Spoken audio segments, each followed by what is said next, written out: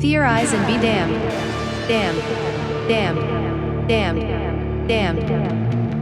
Lilan Bing Be Sujo. Theorize and be damned. Theorize and be damned. Theoretiseren und verdammt sein. Theorize and be damned. Theoretisieren und verdammt sein. Theorize and be damned. Raidan Kashait Hanasageru. Theorize and be damned. Theorize and be damned. Theorize and be damned. Theorize and be damned. Welcome back to Theorize and Be Damned, the podcast from Revol Press, an author-run and oriented publisher dedicated to pushing the boundaries of left-wing theory. Let me introduce today's guests. Today, we are talking to Vladan Jeremic, a Serbian-born artist and cultural theorist with a PhD from the University of Belgrade. He's the co-founder and editor of the ArtLeaks publication, ArtLeaks Gazette. And with his partner, Raina Radel, I hope I'm pronouncing that correctly, they work as artists, curators, and writers actively involved in struggles around culture, social rights, and housing in Serbia and beyond.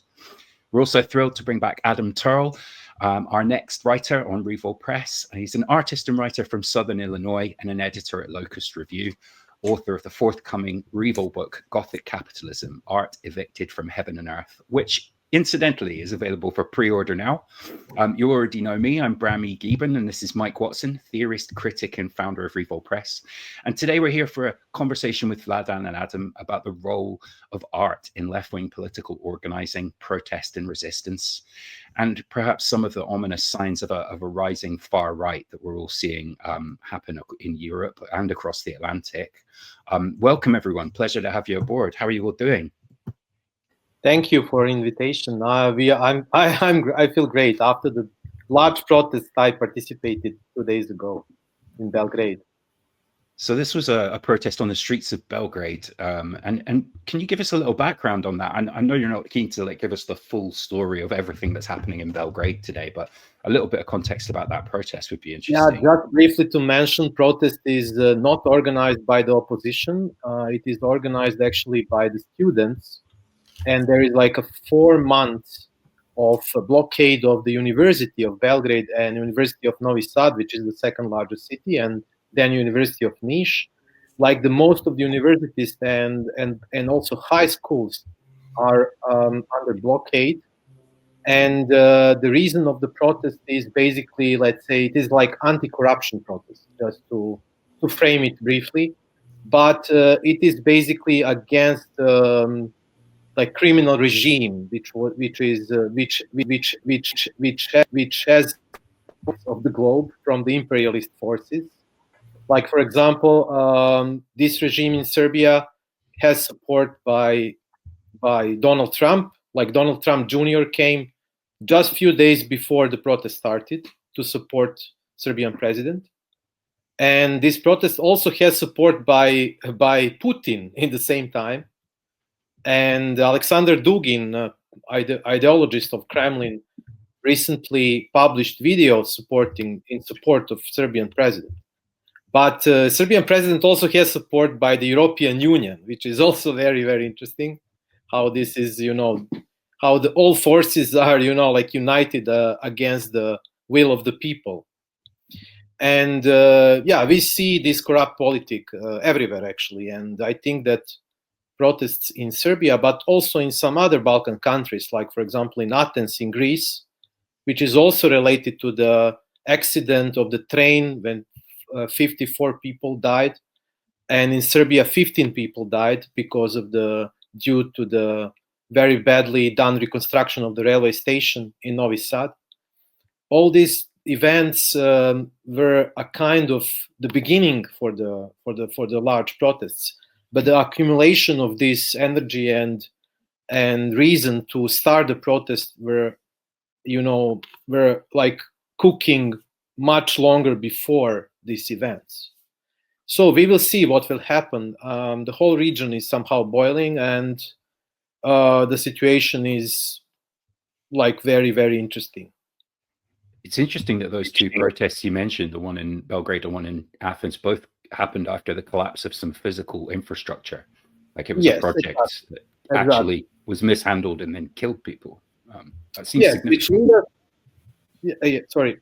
Which lead us to this situation of like deindustrialization in the last 30 years, and at the periphery of the European Union, and basically also the corruption around the infrastructural projects, which are mostly financed by European Union and also developed by Chinese companies sometimes, and also sometimes by French companies. Like, for example, in the reconstruction of this railway station in Novi Sad in Serbia, French company and Chinese company were involved. So basically, it is not only local corruption and badly managed situation, but also it is connected to the wider European problem I think we are facing at the periphery of the European Union. Do you see that connecting to some of the stuff happening in the States now, Adam, as well? Do you think there's a common thread there? Or are things still looking a little bit quiet on the resistance front, since we last spoke? Well, things are percolating. The problem is, and this is something Vladan mentioned about the opposition party not really organizing the protests, right? Is that our main opposition party, the Democrats, can't even hold together to vote no on Republican legislation. But there have been escalating protests, particularly around the targeting of activists, people with green cards that have had their permanent residency in the United States revoked, and there are people organizing at the grassroots. But we've had similar problems to the train accident in Greece and the building collapse in Serbia, but without the sustained sort of unified protests that we've seen in Athens that happened over the weekend in Belgrade.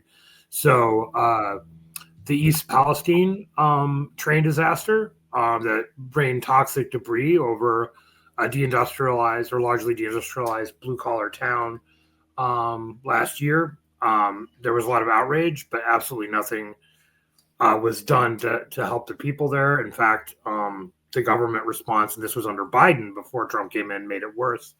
And allowed the Republicans to pretend that they actually cared about this forgotten community. Of course, there was the Flint water crisis a few years ago where they privatized the water and it became toxic because they didn't follow any of the basic rules and so on in terms of how the water was used. Basically, they pumped water out of an industrialized watershed that was full of heavy minerals that got into the water, eroded all the old pipes and so on. And this stuff happens constantly in the United States. And I know one of the things we had talking about was the concept of uneven and combined development. Originally, this is an idea that had to do with the periphery of the global economic system, that instead of following the same linear developmental model that you may or may not have seen in France or England in the early days of capitalism, instead you end up with this combination in the economic periphery of the global South between modern economic systems and more archaic economic and social systems, supposedly archaic.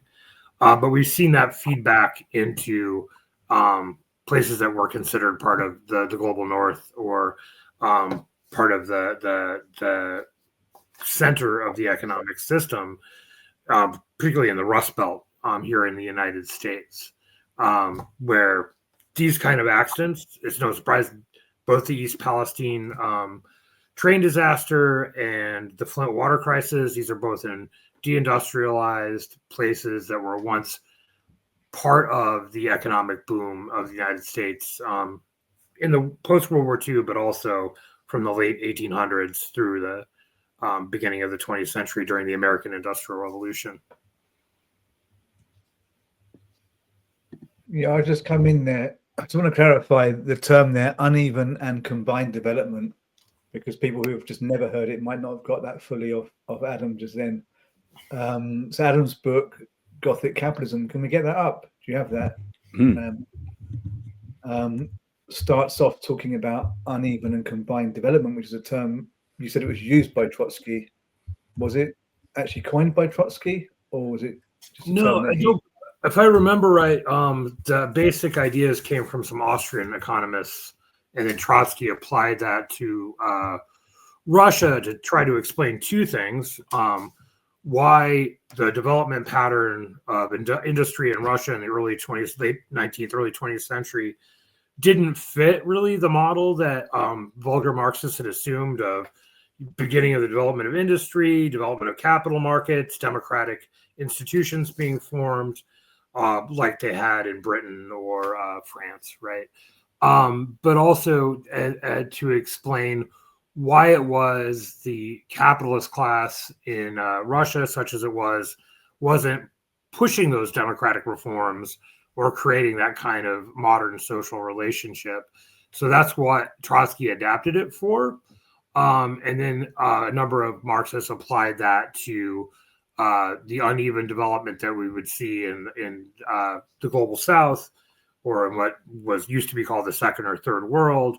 So the most modern factories in the world, for example, in the Maquiladora zone along the U.S. border in Mexico, combined with increased poverty and less industrialization surrounding them that hadn't caught up, that you had this sort of uneven and combined economic system. Although that existed prior to capitalism as well, because of the unevenness between different class societies. But what I think we've seen now is that feeds back into these wealthy, quote unquote, wealthy nations or regions, where you end up with this combined and uneven development, even in places that used to be considered the imperial core or wealthy nations or whatever. So here in the Midwest, we have lots of deindustrialization. We have these crises of health and employment. And at the same time, you have a city like Chicago, which is probably the only really global city in the Midwestern United States, which is centered around finance, insurance, and real estate, and high-tech investments. Like, I'm a graduate assistant at the public university here in Southern Illinois, and I'll have students who everything's digital because it's the future, will write their papers, but they can't afford a laptop, so they write them on their phone. And they might be living in the town next door, looking out at the ruins of the old factory, while they're writing their paper on their phone about something like, I don't know, like the English boffin trope in science fiction, like, Quatermass in the Pit or Doctor Who, preparing to think critically about a media role that they'll never have, right? Mm-hmm. Because there's no media industry in Southern Illinois or whatever. When this was built, it was an optimistic thing for the future in the post-war era, that we have to train the people of Southern Illinois to think critically and have these roles. But now all that's shrunk. The factories have gone, the mines have gone, etc. So I think that, and that's important both politically, it's important in terms of the tragedies that happened, the ones we mentioned in Europe, and the ones here, but it's also important for how people experience the world. And that's one of the things I was trying to get across in the book. The way like working class people and regular people experience this is that you can't just sort of have a crude idea that the future equals progress and the past equals reaction, or the right-wing version of which is maybe the opposite of that sometimes, because the past is both horror and nostalgia, and the future is both promise and threat, and the present is a precarity, which is how most people, I think, in these sort of Gothic areas of capitalism experience this combined and uneven development. It's just a constant precarity that you're never really sure whether or not you're going to have a future. I mean, deindustrialization is a huge factor in British class politics, obviously, since, particularly the decline of the mining industry under Thatcher. But I live in a town that used to be full of shipyards. It had like a its own distillery, and there were, one town over was big textile manufacturing places, and that's all gone now. Like the area of Clydebank and Greater Glasgow is completely deindustrialized, and I think there is that tension between like the politics of the elites in the big cities versus these deindustrialized areas. So it's definitely pertinent to Great Britain. Is that something that's on the minds of Finnish people in terms of the politics there at the moment, Mike, or is it a little less of an issue? I mean, I'm not really an expert on Finnish history. I can observe what's happening now and what it's like to live here now, and I can observe and experience the effects of hyperinflation and the disparity between wages and costs, which is big. There's a big problem with the cost of living compared to wages now, which is something that's slightly frustrating, because people looking from the West often refer to Finland as, like some kind of exemplar of a social welfare society. And I think I said last episode, actually, and I've said it elsewhere, and I've written about it elsewhere as well. Finland is definitely not the country you want to be looking to in terms of, the ideal social welfare democracy. It's actually neoliberalizing very fast, but when I say very fast, it's been neoliberalizing since the late 90s, but it's kind of expedited in the last 2 or 3 years under the current centre-right and far-right government, which is a government which is presided over by the centre-right and Prime Minister Orpo, but it has a deputy prime minister from the far-right Finns party, which people in the West often know as the basic Finns, it used to be referred to in English, or the true Finns, but they didn't like this thing of people calling it the basic Finns. That's how it translates. That's how the old name used to translate, because it sounds kind of funny, the basic Finns. Now it's known as the Finns party in English. And yes, they're very far right. They're a populist far right party, and they, with the centre right party, have set about just slashing welfare, slashing arts funding, etc. And I would think the way things are going, and one of the things we have here, which is a great thing, is free tuition at universities, and also some kind of grant to live on. But I think they're going to come after that, not in this government, and the next one will probably be a centre-left government. But I would see in the next 10, 15 years them coming after free education. It's going that way. It's following a trajectory much like in the UK. So it's not an ideal place. In terms of industrialization, there's a clear issue with actually, I mean, there was a lot of heavy industry here, but I think politically people are more concerned about the erosion of agriculture, because there was a right party that appealed to agricultural workers and people in the countryside. And as there's a move towards the cities, they've gone towards the far right party instead. There was a centre-right kind of neoliberal, more kind of city cosmopolitan focused party who are now in power with the far right party, and there was more of an agrarian right wing party, which weren't particularly who you'd want in power either, but they were better than the far right party. So the far right party has made gains from the collapse of the agrarian communities, basically. But yeah, there's also a collapse in industry, which won't have helped either. But yeah, they're my observations from what I can see. We must get a Finnish person on at some point who can really kind of delve into these kind of questions. That's a good shout. Yeah. I mean, we've got 2 artists on the call. I'd be interested to find out from both of you how your art approaches issues like this, like how your art and activism intersects with questions like, how do you address uneven and combined development?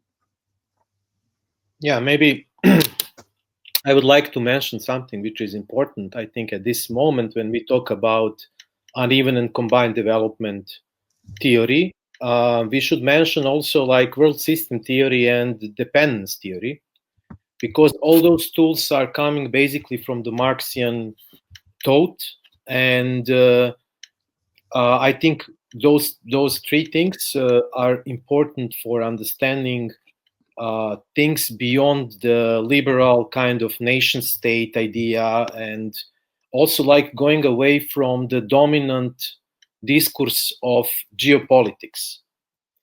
It is important like to read again world system theory, uneven and combined development theory, and dependence theory in order to debunk this idea of, you know, like nation states are in the constant, so to say,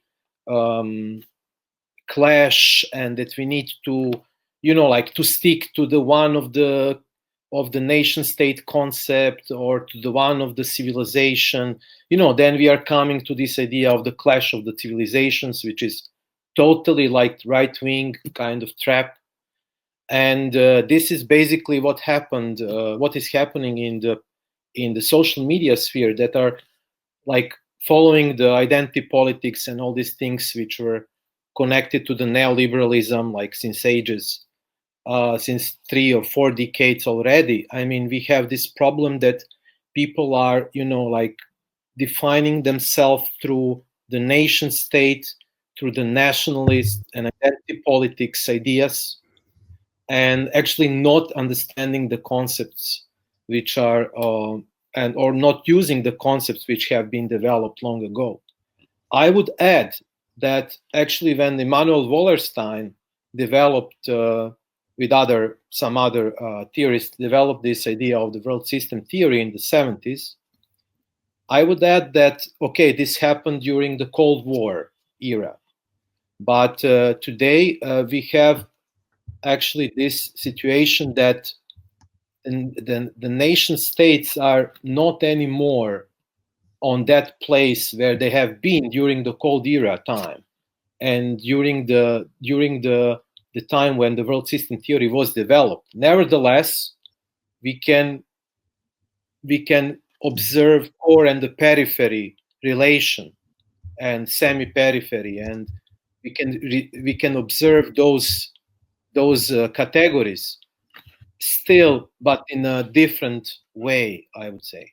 And that I think it is important to come to the uneven and combined development theory notion, because we can talk about deindustrialized and impoverished regions, all even in the same city, in the same nation state, and then, you know, like to see fragments are connected and they are like part of the one thing, you know, like of the one class, of the one, you know, like struggle at least, and also to see how you know, culture production and artistic production is related in this kind of context.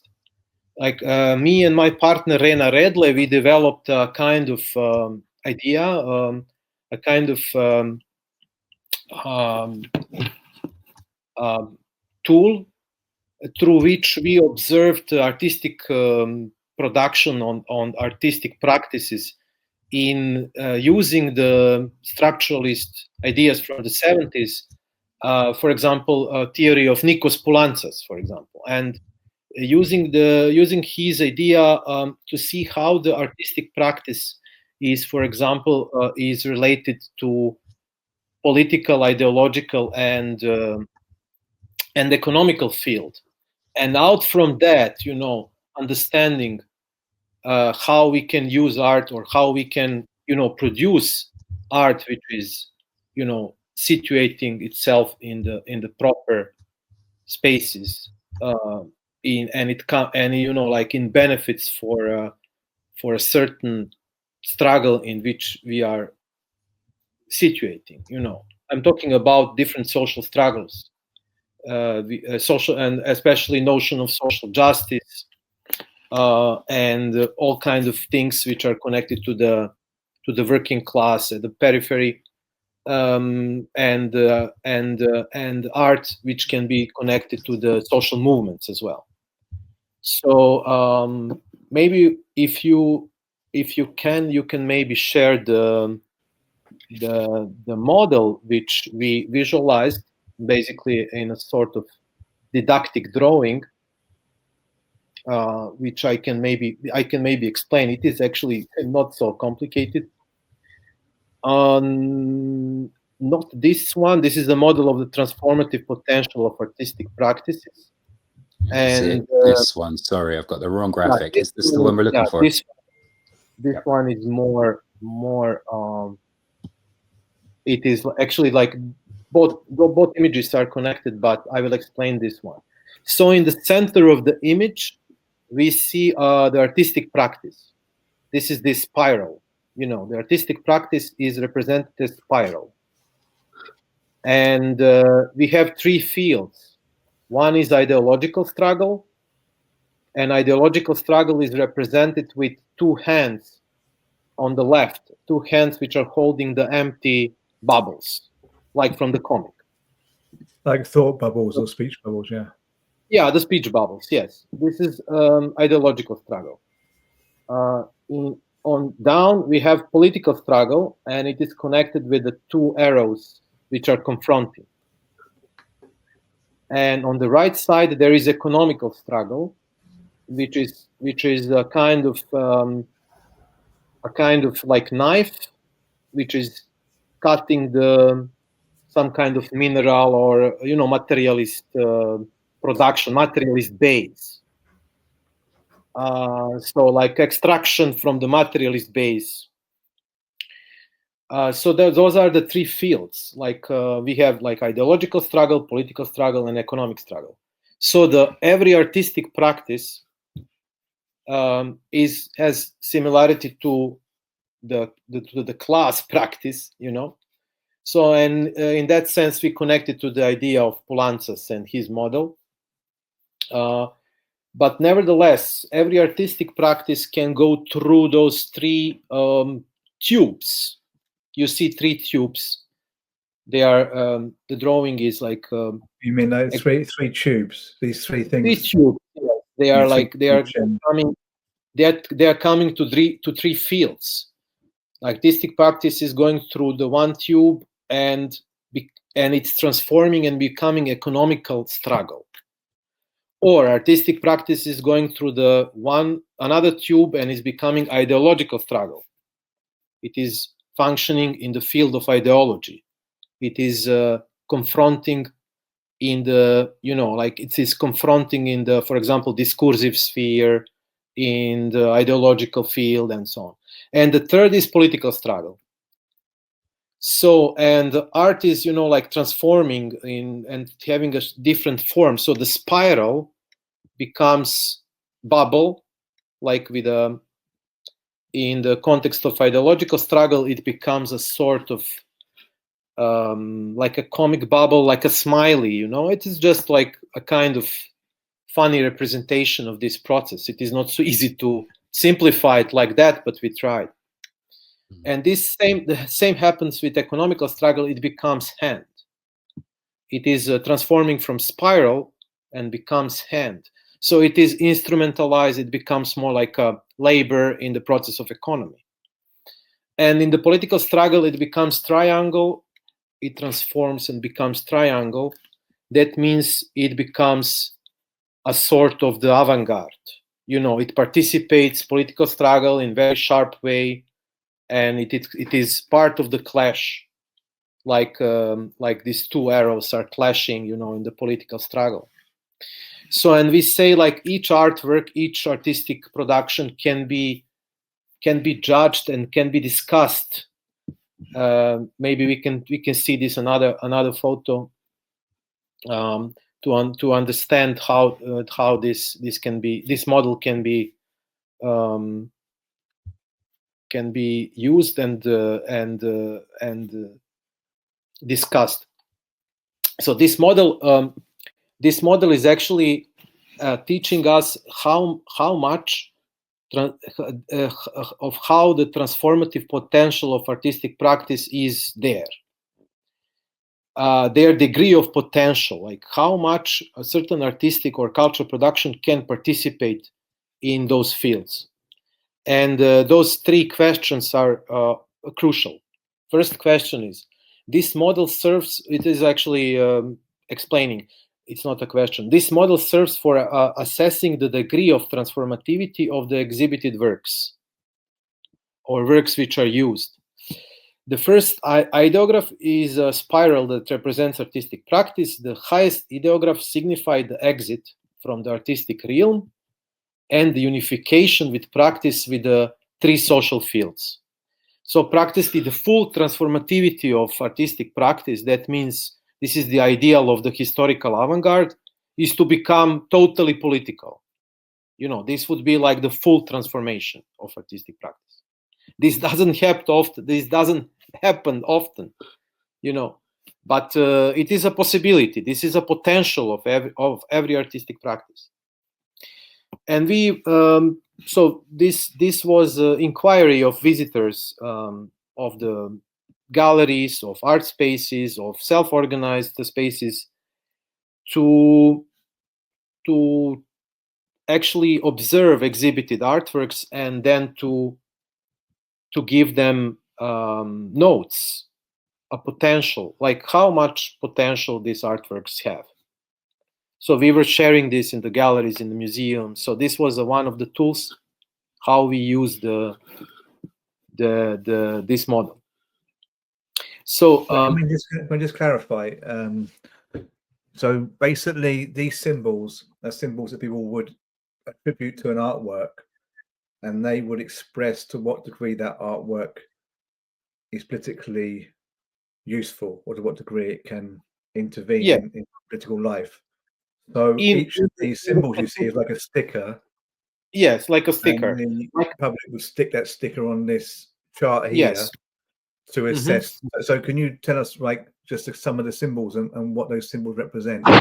Yes, I for example, you go to some gallery and you see some paintings, and you have, for example, you have those symbols which are down, like, and you say, okay, this painting is not so much, doesn't have so much transformative potential in economic field. It is rather like art market oriented. It is obvious that it's painted like to be nice for the art market and so on.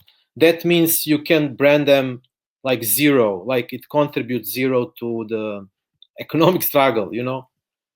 It's just spiral. It stays on the spiral level. It doesn't become arm, doesn't become labor, you know, in the economic field.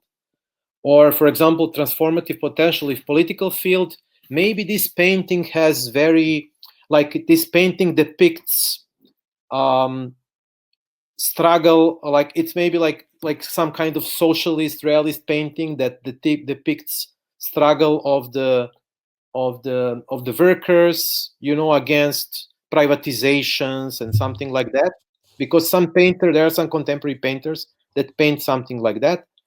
So in that sense, you know, in the political field, it has a certain potential, you know, because the topic it depicts is obviously, you know, class struggle topic. So basically, you can put like some of the, for the political field, you can put some of the second degree or even third degree if you think that this narrative, this topic, is properly thought about for this artistic work. And then transformative potential in the ideological field, the question is how much this painting in the white cube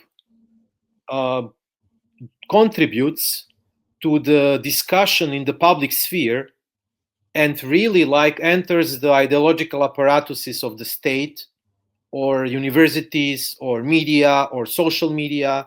Like, is it like a subject of discussion? Does it produce critical knowledge? Does it produce criticality and so on? So you can then, if it is producing, if it is very, very important, you know, like there is a discussion around it, it is polarizing things, it is, you know, like working as a good catalysator, you can brand it even like number 3 in the ideological field. So it can happen that, for example, in the economic field is 0, but in the ideological field is like 3, and in the political field is number 2.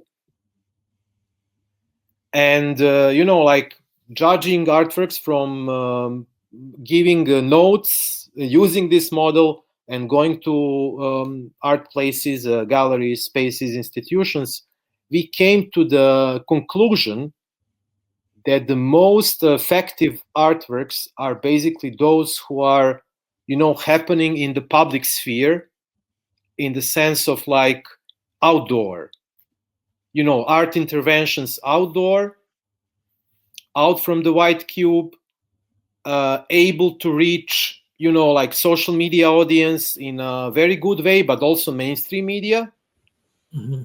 And really putting in question, like political issues in the favor of the class struggle and for example, labor issues, precarity, like demystifying issues and so on. So this was our conclusion, and we have picked a couple of examples using this model and promoted them, like very important examples. I think to connect this up to what we were talking about earlier a little bit with the neoliberalism, the corruption, and the move to more direct oligarchic rule in this context of uneven and combined development is bound up with immiseration and crisis on an individual level, and of course other crises as well, climate and stuff like that, and swaths of territories being abandoned by the center and also the center left.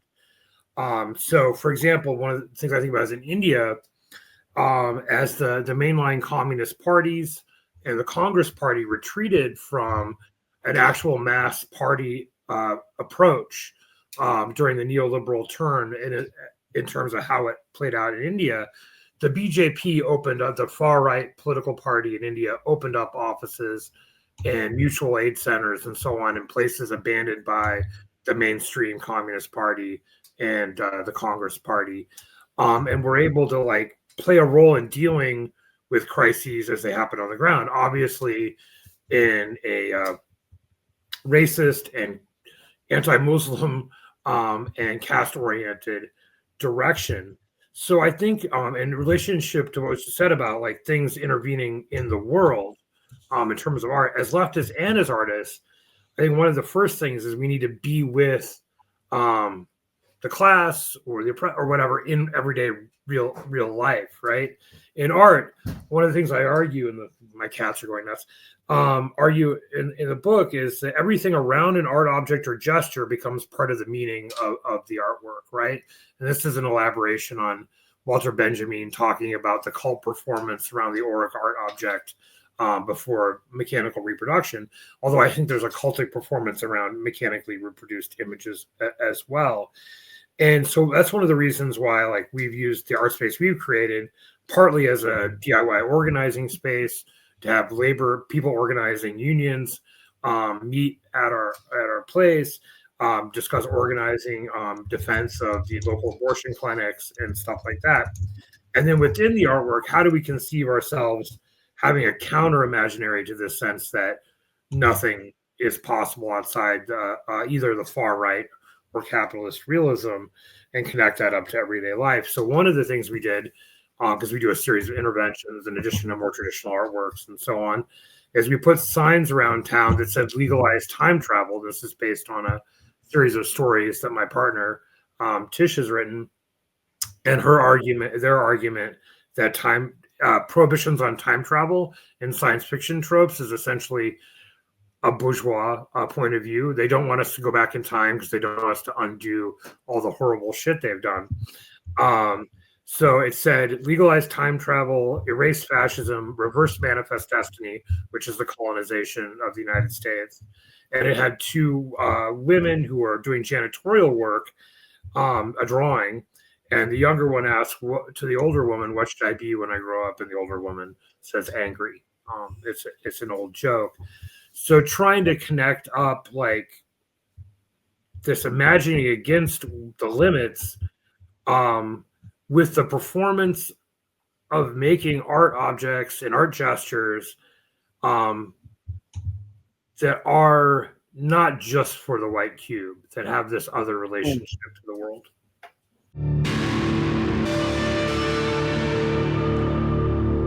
Hey there, this is Bram from Theorize and Be Damned, a podcast from Revol Press, co-hosted with Mike Watson.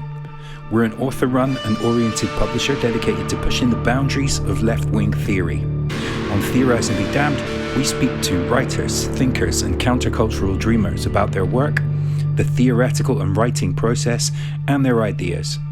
If you're listening on YouTube, click like and subscribe. See links below the YouTube video podcast to find us on Instagram, and do join us on Patreon, where you can access even more content, including early access to episodes of Theorize and Be Damned and exciting, exclusive writing from Revol authors. Find out more about our books and opportunities for authors at revolpress.com. Thanks for listening and subscribing. Yes, I'm just sharing a few examples here from the Born Again Labour Museum, which is one of the venues for these projects. This is great. This is an early version of the cover from Gothic Capitalism. I've not seen that before. So you're very involved, Adam, in kind of making not just pieces of art that, like Vladan's saying, exist outside the white cube, but also in creating spaces where people can come and create art and experience art. I guess, this is a question we explored a little bit on the last episode, but I'm interested to see if we've moved on it. I mean, can art help us politically now? Are we in a moment where art is going to be useful for helping us resist, for helping us in that struggle?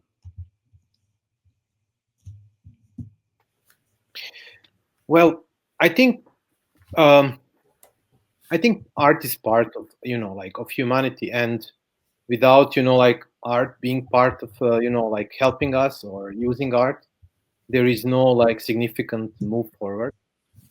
And I would always when I see collages and drawings which we saw now from Adam and what we were talking about, I always come, for example, to the example of John Hartfield and how he was using the collage, and how he was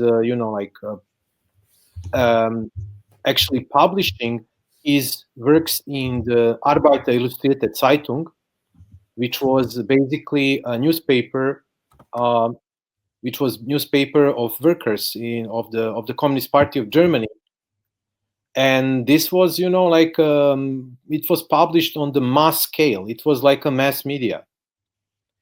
So the popularity of his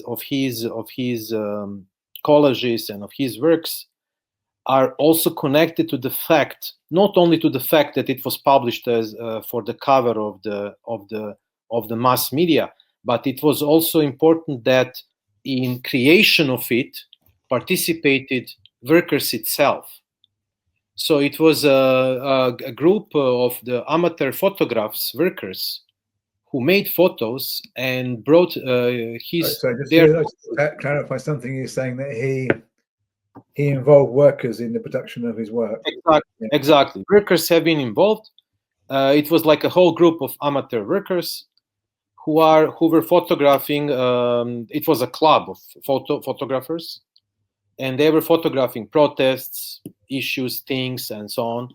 And then they brought those photos to John Hartfield. And not only from those photos, but also from some other material, he created his covers, his posters, and his works. So it is also connected. I mean, we can also talk about Bertolt Brecht. He also involved not only his partners, who wrote a lot of things before him. It is also now it's discovered that actually his wives wrote some of the major pieces, and that he just slightly edited. Just to clarify, sorry to come in again, but just thinking about the audience. But Bertolt Brecht was a German playwright and writer, wasn't he? He made these plays that were aimed at kind of creating class consciousness in Germany. Yeah. He was a German who had to flee Germany at one point during Hitler's rule. Yeah, in Weimar, Germany. So important to understand that the collective process of creation of the certain artistic practice and artistic product at the end should be reinforced in order to have a much stronger outcome.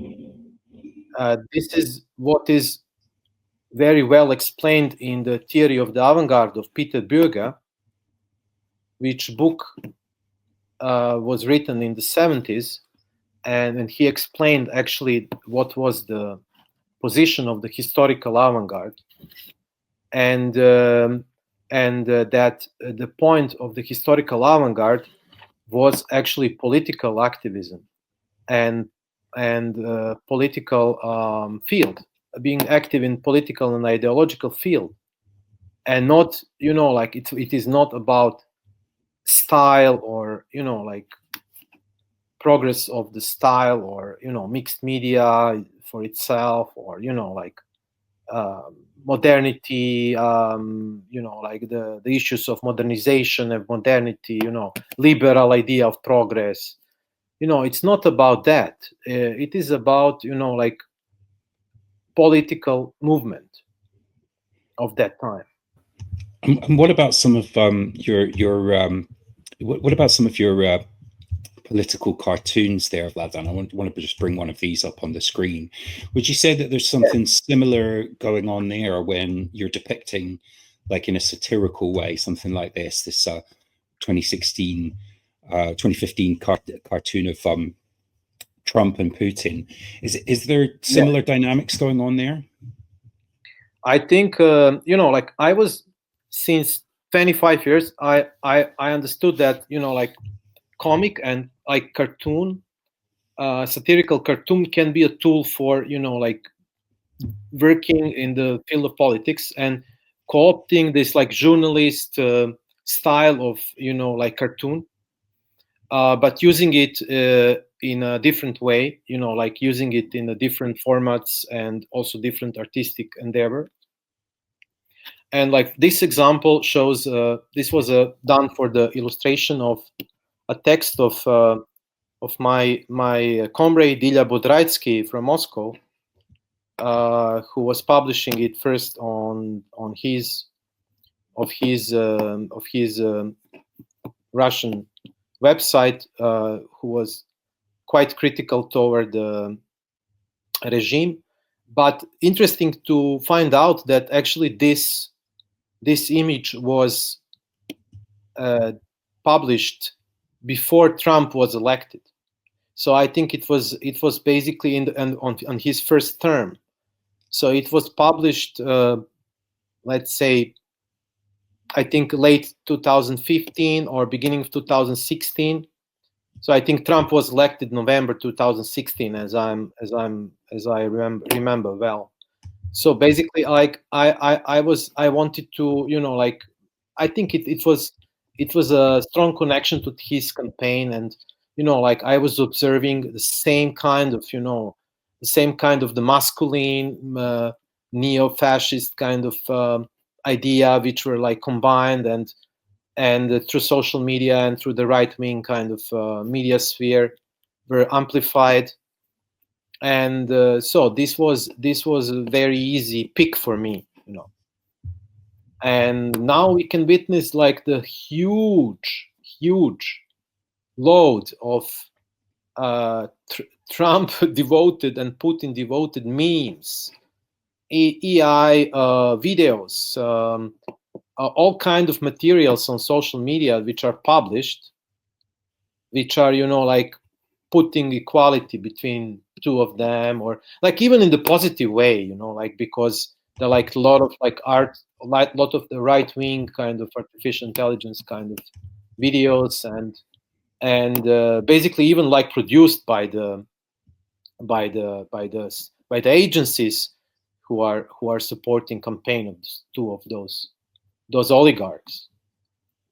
So, but in the time when I was publishing this, it was a bit strange, to see two of them being in love together and so on. It was a bit of funny, but now it became kind of a mainstream opinion, as I think. Maybe still not, but among the left voices.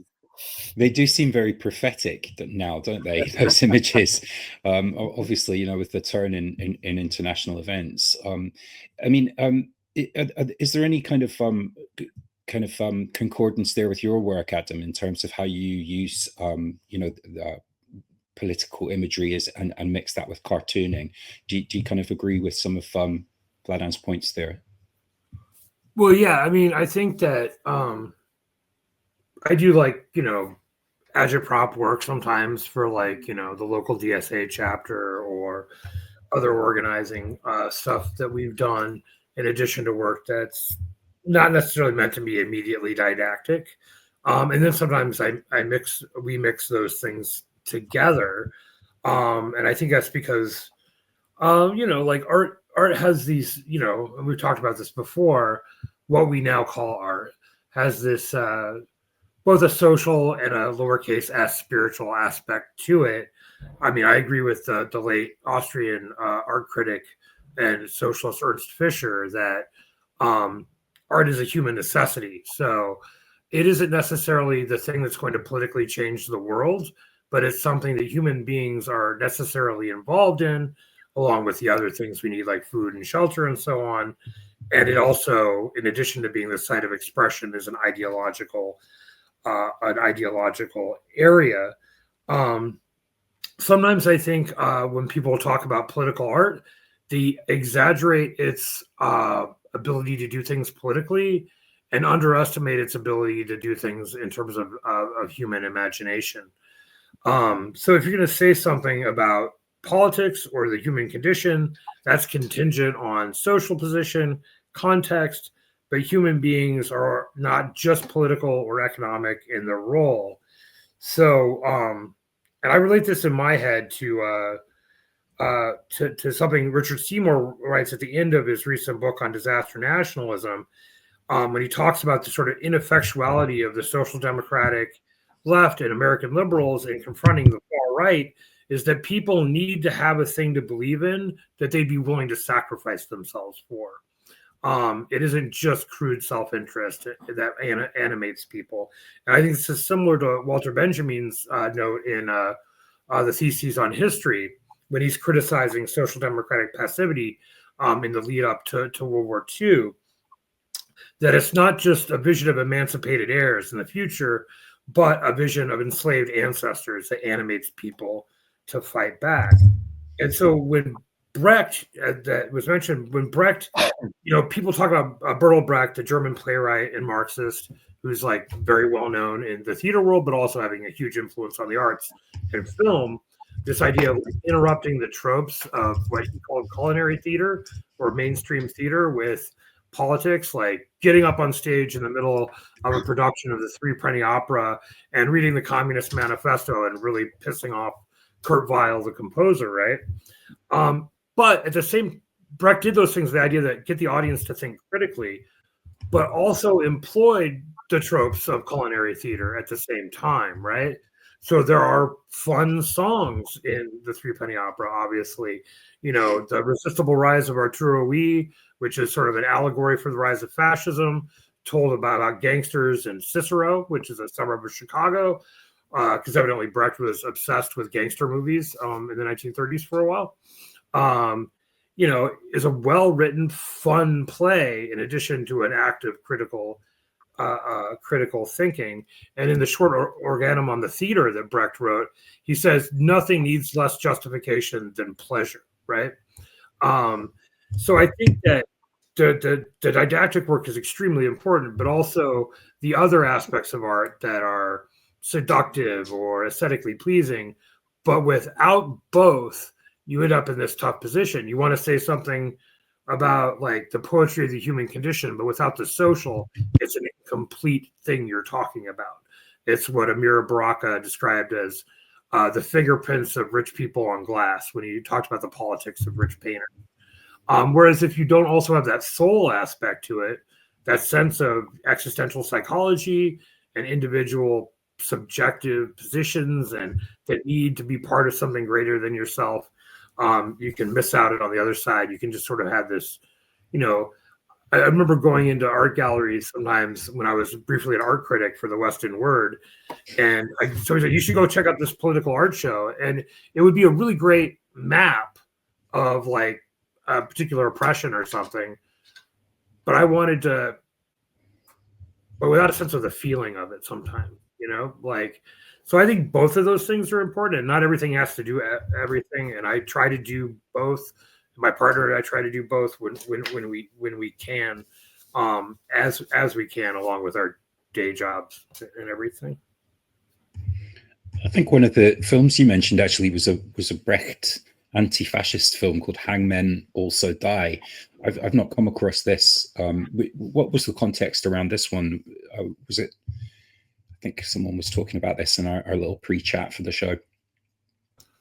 Well, that was during Brecht's exile in Hollywood, when he was trying to make it as a screenwriter, and Brecht wrote a bunch of screenplays while he was in Hollywood, and none of them really made it to the screen except Hangmen Also Die, although he lost the screenwriting credit, and it was given to the film was shot by the German director Kurt Weill, who of course famously did Metropolis, one of the first large science fiction movies.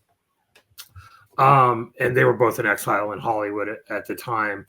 Brecht and Weill had a lot of disagreements about the film. Brecht wanted to introduce estranging techniques to, encourage criticality.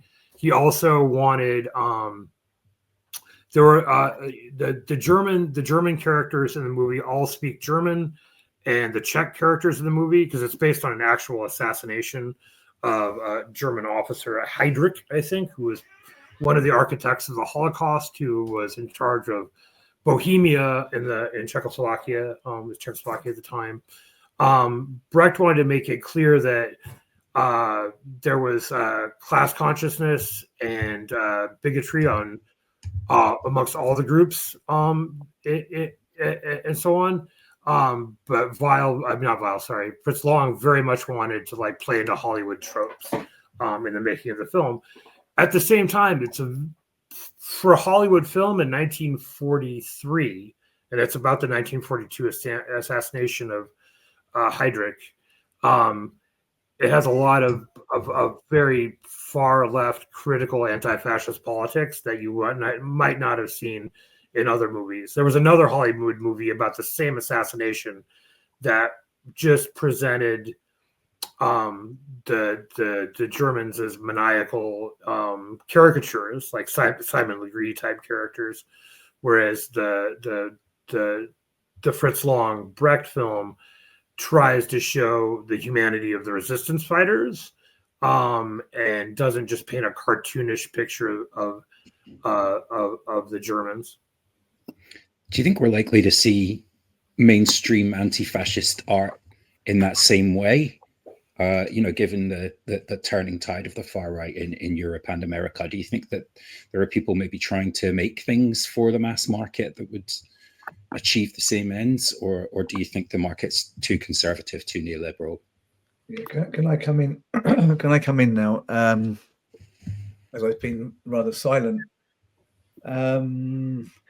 Yeah, I've been listening to what Adam's been saying and to what Vladan has been saying. Adam recreated the kind of argument between kind of abstraction and figurative political art just now. An art that is more expressive and aesthetic, and an art which is more directly political, and these being two different things that were fought over in the pre and post-war period last century, or pre-war period during World War II and after World War II. It's a very famous kind of debate that the Frankfurt School were very much involved in, and Brecht was all for a very political art, and Adorno was for a very much for an abstract art, because he thought that if you recreate the problems of politics through art, you just recreate the conflict again. You don't actually solve it. And the principal problem for Adorno is that we try and control nature, and we try and control our surroundings as individual human beings. And an art which is directly political is another kind of instance of trying to control our surroundings. So what we need to do is to make a completely abstract art which has no element of control, no obvious element of control or identification of nature. And this would be the best opposition to capitalism, but to all systems of domination, as Adorno saw it. The problem there is that you can't imagine opposing what Trump is doing now just by making some abstract art. How's that going to function? It's a very long game. Adorno is basically saying you're not going to solve it as long as humans proceed by trying to dominate nature and trying to dominate each other. So as long as we're doing that, we're just going to keep getting in conflicts. So he's saying, well, as long as you're making abstract art, you're not doing that. So great, but then it's not actually going to solve the world's problems. It's just, I don't know, his thinking was just that we're not going to solve the world's problems as long as we are humans in the way that we currently are, as long as we think in the way that we do. So it's kind of elitist because, you know, the only way you really escape the hell of capitalist society is through finding a way kind of to remove yourself and to spend some time listening to an abstract classical piece of music, and in doing that you get lost somehow in the abstraction, and you temporarily remove yourself from the ongoing conflict. Adorno, we have to remember, Adorno wasn't really saying that this was going to solve anything. He's just saying that this was the only thing he could think of that could help us to, for a moment, remove ourselves from this kind of ongoing human tendency to dominate each other and to dominate nature. In any case, I think it's a very interesting debate, and it's one that continues today. But I think that another element that we haven't looked at is, well, there's all that to look at, but that's a very abstract kind of debate that if we spend too much time worrying about abstraction versus figurativism versus figurative art, the kind of fascist machine is just going to move ahead anyway. So we can't be worrying too much about that. And I would say in the current moment, we probably need more figurative, direct political statements than we need abstraction, than we need pure abstraction, because we're in this desperate moment of trying to stop the world going completely and irretrievably fascist. Adorno was talking after we'd experienced this period of fascism, or during and after, but it had already gone too far. So having already gone too far, he's saying all I can think of to do now is to get lost in abstract art. But we're not quite there yet. We're in a position where we need to stop the far right using AI technology and social media to permanently suppress opposition. And this is a real and dangerous risk. And I think we need to be making very direct statements in that case, not abstract statements that don't say anything. But to make those very direct statements through art, we have to consider what art is. And art fundamentally belongs to the middle class. Institutionalized art belongs to the middle class. It's something that's used by the middle class to progress middle class and capitalist values.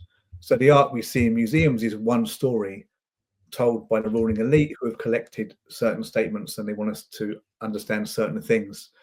So I don't think we're going to resist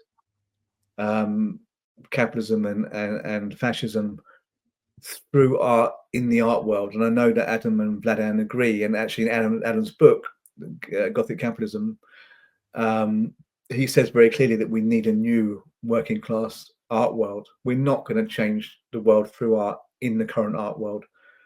We could, of course, do it on the streets outside the art world. You know, we could do it using art in protest, and we could do it having spontaneous, I don't know, theatre performances on the streets. And there are many ways of using art. But art, as we generally consider it, as the officialized art world, the contemporary art world of Frieze magazine and the Venice Biennale and all of this is not going to help us challenge fascism. In fact, you know, if things keep going the way they are, the Venice Biennale will be a fascist vehicle within 2 generations, within 8 years. We already have Trump running the Kennedy Center, which is the National Performing Arts Center in America. This is just absolutely insane, and it's gone overlooked somehow because so much other insane stuff is happening that people aren't really talking about it an awful lot. But in any case, my main observation there, after all of that, I had to say something eventually. After all of that, is that we need a new art world. The art world is not fit for purpose. We need to be making art elsewhere, and I don't know what Adam and Vladan think of that. This might be a good idea to bring in this artwork that Vladan shared with us before the show. Can you talk us a little bit? An artwork that was outside the art world. Yeah, carry on. Can you talk us through this one a little bit, Vladan? Yes, I would. Before I talk about this horse, I would like to go back to the Mike's position and what he was talking about Adorno and abstract art. of course, Adorno was talking very much about Schemberg, as I remember well, and music. I mean, this was actually his position that abstraction, that the pure abstraction is actually going away from the capitalist relation, and actually it is a kind of space where we can, like contemplate another dimension, like out of capitalism. And in that sense, art has also this function. This is very important to stress. And thank you, Mike, for explaining this and for stressing this. But while we are situating ourselves in the very sharp political struggle, we don't have at this moment so much luxury and time to do this process. And therefore we should use our capacities from the previous contemplations, because there is no art without contemplation and abstraction. There is no. I mean, you need to go through this process in order to create all, like the simplest thing. I mean, you need to go through the process in the past. So every art is actually production of the previous contemplation on abstraction, and being in the abstract field in a way. So you can argue like that as well. But how this art is then displayed in the society, and what is the function of this art in the institutions, this is another discussion. And maybe we can now visit this image. Yeah, this was so tell us a little bit about where this originates, and maybe you can translate for us a little bit on the sign. A Trojan horse, which was made by students of Art Academy of Belgrade and the Academy of Applied Art, and both of the faculties are basically at this moment, since actually 4 months, blocked. They are under occupation, and they are like participating in the student protests. So this is one of the collective works they did, and they were using it during the protests to bring it in front of the Supreme Court. And the Supreme Court is responsible for not protesting this photo is not in front of the Supreme Court, but it is like a photo from the protest 2 days ago. So basically, this is a very simple example of how their skills can be used in this way of the students. But nevertheless, this was the initiative of the students, and this horse actually doesn't have authors in the sense of that particular artist made it. It is a part of the collective protest work, and it serves for the certain social struggle situation and collective protest. So what is interesting just to mention is that actually students are organized into direct democratic assemblies, and the whole process around this is very much going into this direction, because there is no revolutionary party to lead them. So the direct democratic assemblies are their way how to organize. And they, of course, invite citizens to do the same at their local communities and municipalities, which is now in the process. But of course, in ex-Yugoslav countries, this context has to do with the history of self-management which was practicing in the socialist Yugoslavia. So there is a certain leftist history which people can relate it to. And this is very important to understand, because maybe in some other country this would not have the same meaning. Because even right-wing and fascists can organize into direct democratic assemblies. Right. And this is not something which Mussolini in the beginning of his fascist political organizing haven't done together with his fascists in Italy in the 20s. Sorry. Okay, please say. I think that context is really important. Of course, that the worker self-management, from what I understand, was of course undermined by Yugoslavia's exposure to the IMF and the World Bank. Exactly. Bravo. Right. Yes, that's which neoliberal kind of trend. I think that context is really, because like we talked about abstraction, and of course I'm in the United States, and in the United States, for those around art and so on, American abstract expressionism is what we think of when we talk about abstraction, right? And in the context of post-war United States, during a period of McCarthyism, anti-communist hysteria, but also a negative reaction to consumerism and the stultifying conformity, this idea of this free expression on canvas had a very different meaning around the artists who produced abstract expression, many of whom had been socialists of some kind in the 1930s and were highly influenced by the surrealist expats who had to flee Nazi control of Europe, who all either pretty much moved to New York or Mexico City, right, for the duration of the war, had a very different meaning then than it would come to have 10, 15, 20, 30 years later, as abstract expressionism was just the default for bank lobbies in New York and Chicago and LA and so on.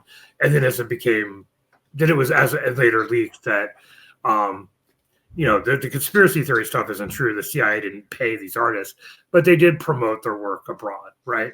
To try to triangulate against the conservatism of the Soviet Union.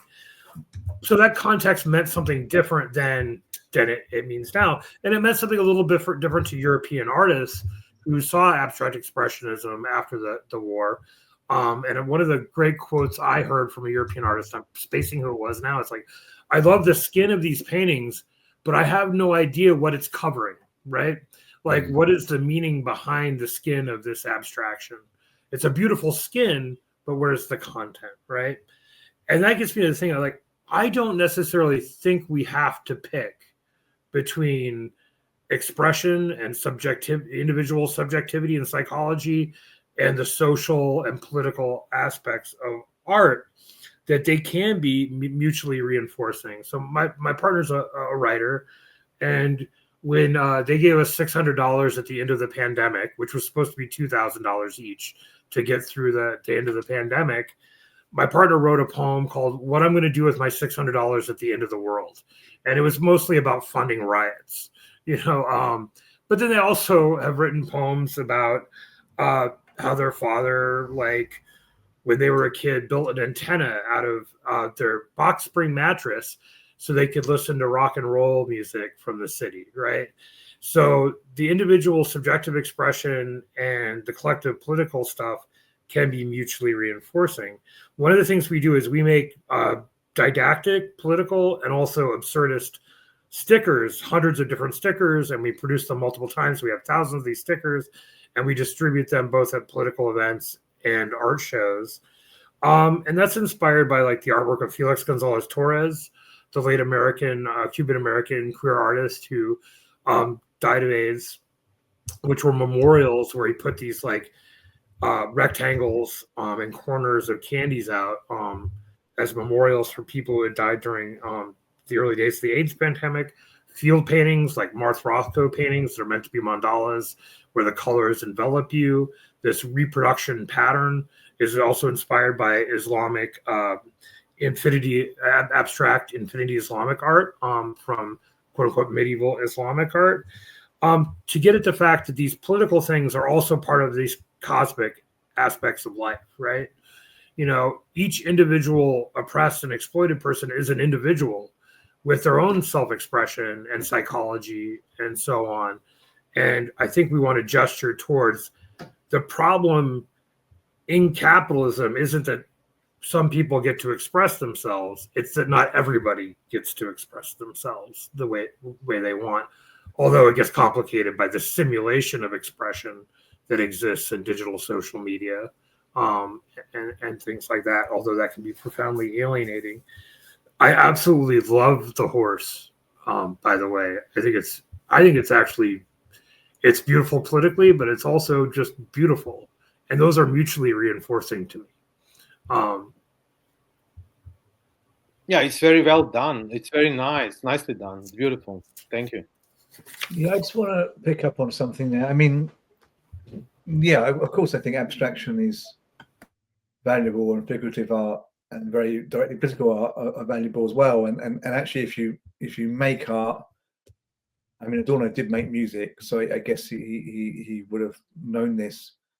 If you're making a very political artwork, there are going to be abstract formal elements, you know, because if you look at a lot of figurative painting, political or not political, but if you look at figurative painting, you often find, if you get close enough, that there's kind of a weave of brush marks that function very well as an abstract kind of portion of the painting in themselves. So if you look at Velázquez, figurative art, very well rendered depictions of real life people, but quite clearly when you get closer to the canvas, he was playing around with the paint and creating abstract forms within that.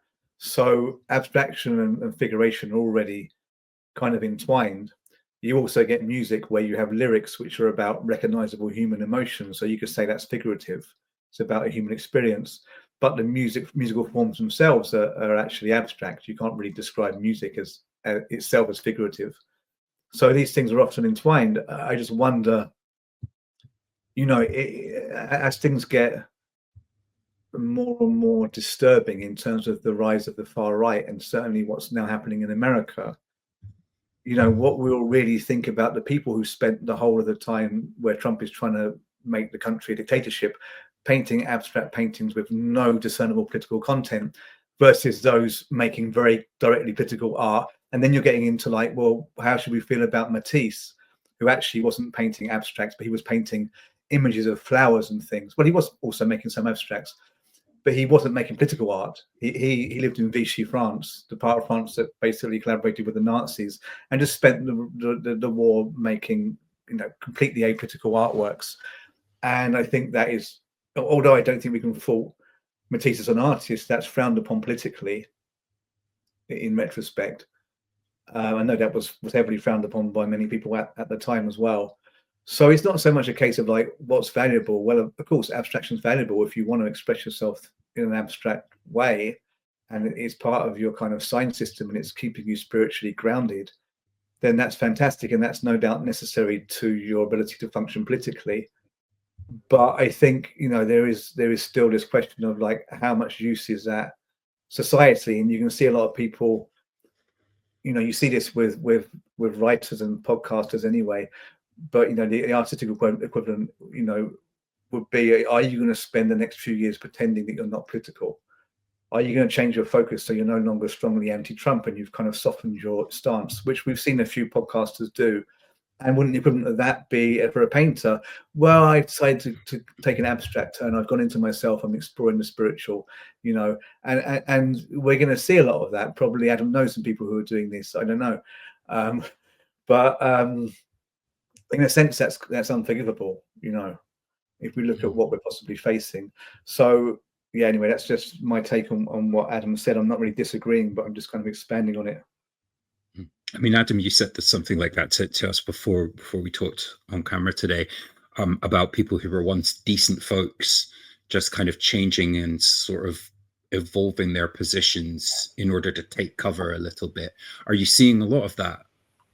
Well, a little. I mean, we've been seeing it for years. I was thinking when I mentioned this to y'all, I was thinking of Eugene Ionesco's Rhinoceros, the play. I just rewatched the 1970, I think it was, American film version with what's his name, Wilder, the guy that was the first Willy Wonka, and it was in Young Frankenstein. I think Gene Wilder, yeah. we're basically, and it's usually seen as an allegory for Stalinism and fascism, where people just start turning into rhinoceroses. Is that the plural of rhinoceros? Anyway, so people be sitting at work or having a cup of coffee. I need to reread the play. I haven't read it since I was in high school. But just people just start turning into rhinoceroses and destroying everything around them, right? And this is sort of like an allegory or a metaphor or an absurd iteration of the process by which people were possessed by Nazism and so on in the lead up. Yeah, Gene Wilder. And Zero Mostel, who was blacklisted during McCarthyism for a while. So I was thinking about that because I've seen this over the last 8 or so years as people sort of succumb to Trumpism. And people you wouldn't suspect, people who had been, quote, decent people who would invite immigrants over to their house during American holidays and stuff like that, suddenly embracing this xenophobic, far-right, increasingly fascist worldview. What we've seen since the election is a layer of particularly mainstream liberals, but also some leftists adapting to the ideas being put forward by the far right. So in one of the major left publications in the United States, there was recently an article defending the idea of tariffs. The general left position on tariffs is not to have one because we're internationalists. And this is a tool of the capitalist class and so on. So I've seen that since the election, but I've seen much more of is people being afraid and people trying to figure out what to do next. Because it's not clear where this will end. It's not clear how far it will go. We're still having arguments amongst ourselves about whether it's fascism or not, which is largely counterproductive from my point of view. It's clearly on that trajectory, whether it's obviously not 1934 in Germany, but it's also not what's been the norm in American Republican and Democratic institutions for the past 100 years or so. We don't know how far it will go. Will they stop with the green card holders or permanent residents in the United States? They're being arrested now. People are being detained, including permanent residents of the United States, when they try to return to the country, people who have grandchildren here. They've talked about undoing birthright citizenship. Everyone born in the United States is a citizen, regardless of their parents' immigration status. If they undo birthright citizenship, will they undo naturalized citizenship? Will they strip citizenship from people who are immigrants and so on? So it's very scary because we don't know where it will end. Yeah, I mean, it's obviously it's scarier for you in America. I mean, but it's just worrying for everyone, unless they just agree with Trump or maybe don't understand the stakes. But of course, it's worrying if you're in Europe and the whole kind of defense infrastructure is changing. And what does that mean? If you have a border with Russia, then that's worrying. But it's worrying for my friends in Britain. I've got friends in Britain who are terrified of nuclear war. And of course, I think it's unlikely that's going to happen. But that's the kind of whole British kind of like trope in the British psyche. And so there are people, who remember the Cold War, who grew up with that threat in the 80s and 70s, who are now getting very nervous, because of the threat to NATO and the threat to America's role within European security. But also, it's just that right-wing countries are going to start following Trump's lead.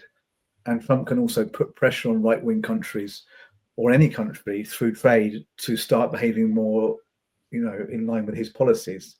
So where's that going to end? If he starts going after leftists, can he get countries to return American leftists to him? Can he get countries to go after their own leftists just because he doesn't like them? It appears endless, but of course, as you say, it's not 1934. We just don't know. We don't know where this is going to end. Maybe a lot of the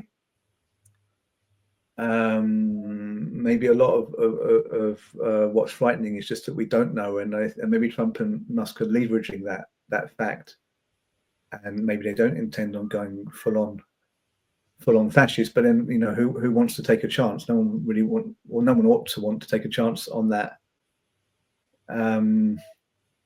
But yes, I don't remember. I don't now remember my initial point. I'm sure I had actually a point coming, but now it's gone. But yeah, of course, it's a very worrying moment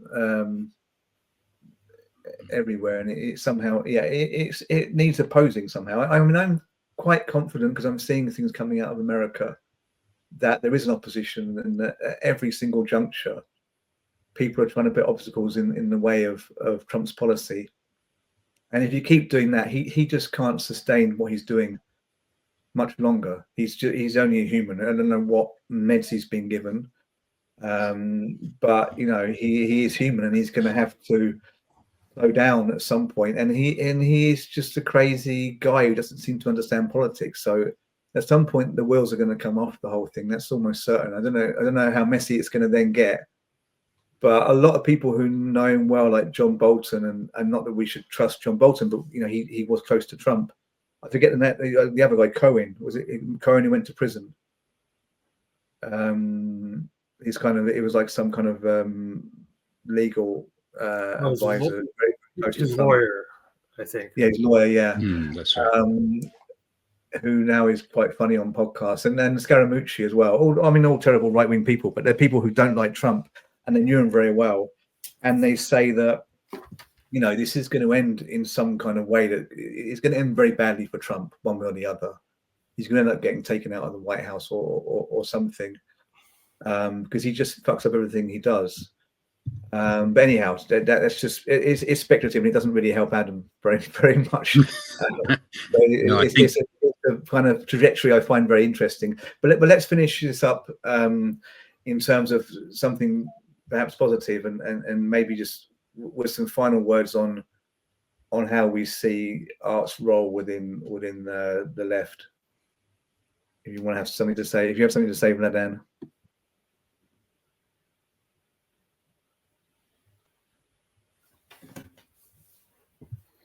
Yeah, I think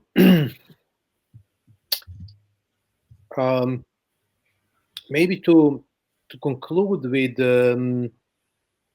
with this, what we have been discussed at the end, and this is that actually abstraction and political intervention are both part of the characteristics of art, and they should work together, and that both of these characteristics are not something which are opposing each other. So I would maybe emphasize this sentence out from this conversation. And another one is collectivity, collective production, art in public space, and theoretical models which are not connected with identity politics, clash of civilization, geopolitical bullshit, which are basically served from the political mainstream. But theoretical models which we can use as a tools for empowering ourselves in our struggles. This is something which I could also say. That makes a ton of sense, and I think perhaps Adam, there's you have a final word, Adam. Sorry to Bram to interrupt. Oh no, not at all. Go ahead, Adam. I've taken over. Okay. I'd say that. Oh, sorry. Just want to have a final word. Final word. There's something that I mentioned Ernst Fischer before. There's something he said that when he talks about the origin of what we now call art in Hunter-Gatherer, he says human beings rebel against having to consume themselves within the confines of their own existence, and art partly helps us deal with that, rebelling against because of our ability to think and project ourselves. We want to experience and feel more than we can experience and feel just in our own existence, which I think makes art a potential ally of empathy and solidarity. And I think that there's a huge role for political art, but I also think even if somebody is painting pictures of migrating geese and they're at the protest defending the immigrant that got rounded up for no reason, that's great too. Like I actually like painting some geese and stuff. There used to be a bar next to my house that just was full of geese paintings. It was the closest thing to an English pub you'll ever have in America. That's like, but American, So that's all I want to throw out. That the art's really important. It has the social aspect to it, and it can be an ally of emancipatory struggle. But what matters most is the artists being in practical, also everyday solidarity with the social movements. And here in the U.S., because of the far right being in control, community defense against the far right. But I really appreciated everything everybody said. Thanks. Yeah, thanks, Adam. Thank you, Vlad. And I think that was the thing I was going to finish by saying, was just that, perhaps as people involved in the art world, involved in the publishing world, and on the left, the one thing we can keep doing is making space for conversations like this, which I think are really, really helpful and useful. Hopefully it's helped you out if you're listening today and you're thinking about making art in this, particularly challenging situation that we've got going on at the moment. Speaking of pieces of art and supporting artists, we've got Gothic Capitalism, Art Evicted from Heaven and Earth by Adam Turl, available for pre-order now on the Revol site. Do go and check it out if you've been interested in some of the ideas that Adam's been discussing today. He unpacks a lot of these in greater detail. These are the books that we've got coming up as well, and a couple of the ones we've released so far. Head over to revolpress.com to check those out, and come and find us on Substack as well, where we'll soon be publishing some more essays and online content. Thank you very much for joining us today. This has been Theorize and Be Damned. We've been Mike and Bram with very special guests, Vladan and Adam. Thanks for joining us. Thank you. Thanks. Thank you. Very good conversation. All the best. Nice meeting you and seeing the other people. See you in future and following you.